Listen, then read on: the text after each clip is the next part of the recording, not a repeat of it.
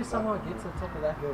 What's up guys, welcome back to another video. Today we are with the X3 20D in the lovely blue color. Don't know what blue color this is, but it's blue. We just wrapped up a video filming for the off-road sequence that you'll see at the end of this video, so that's why it's a little bit dirty. A little bit bigger than the X1, very advanced obviously. It's got a different gearbox and a little bit more power, which is always nice. More or less the same interior design, except for the center console has changed a little bit, and then obviously slight details on the door have also changed. You now have an X badge over here, and then the X3 badge or logo there on the front in the center console. Now this car, we did not get it with the upgraded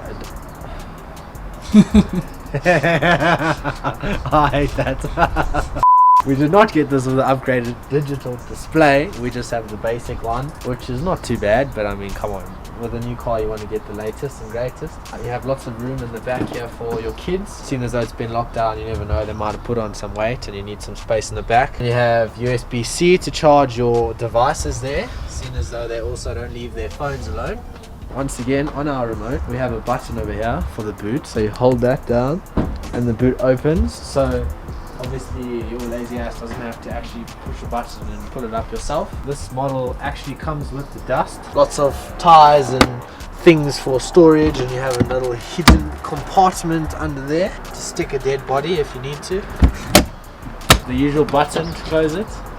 So we have the X3 logo, 2 exhaust pipes, very nice. Nice sporty design with the spoiler coming down from the roof. Obviously a little bit dusty. Nice sporty M badging. Non-functional fake air vents, just to look a little bit extra sporty. We have the BMW LED lights. Very sporty design with a lot of inlets and things here for the intake, you know. Seeing as though it's a sport model. Yeah. That's about it. We are back inside the vehicle now. Same process as before. Foot on the brake. Start stop button, very good. Handbrake down, put it into drive. Seat belt, obviously. Safety is always a good idea. In this vehicle, we have obviously your basic display. And we can go to my vehicle and go through all of our information here. This one does have X drive. The X1 only has S drive, which I'm assuming is just front wheel drive. So this tells you the angle that you're at, of inclination, which direction you're facing, just in case you somehow know that your house is north facing, then you know how to get there. We have sport displays if you're feeling extra snazzy and want to explore how much power your vehicle has. We have efficient dynamics, which is something you're not really going to look at. Just shows you your fuel consumption and whatnot, and what's going on with the power here. Right now we're charging the battery. We have our maps, weather, you know, as you can see, we're in Africa somewhere. Obviously we have the button to put the windows down so that you can not touch the button to let you out. Same as before, we do have the interior lighting underneath the little sills over here, which does become very pleasant at night. Nice and rapid, as you can see.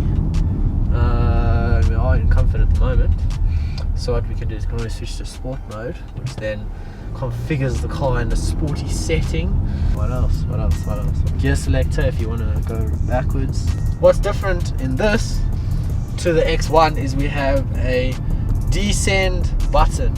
So if you push this and you are going down a really steep hill, the car will only allow you to go up to 3 kilometers an hour down the hill. Will you need it? I'm not quite sure. I don't think you're going to be going down such a steep hill in this, but it's there anyway. Traction control off button, that's always fun. Other than that, it's your standard BMW X car. Nice and spacious, got lots of features, very comfortable, and a great all-round traveling car. As we were just discussing now, we like this better than the X1. Why? Got more space, feels like it's got more road presence, and it just feels better overall. Obviously the designs are slightly different, but I mean, I think it's for the better. Like if you look on the bonnet there, you have the nice little fins that slide all the way down to just show you that you're driving a sports SUV. So yes, this is better than the X1, obviously, you would think so, seeing as though it's 2 models up. But yeah, hopefully soon we'll get the X5 or the X7 and then have another video on that. So yeah, black car. There is no GPS signal that's going to tell us when to end the video. 10 meters or so, this is where the video is going to end, but here's where it ends. Thank you for watching. Don't forget to like, subscribe, share it with your gran, and we'll see you in the next video.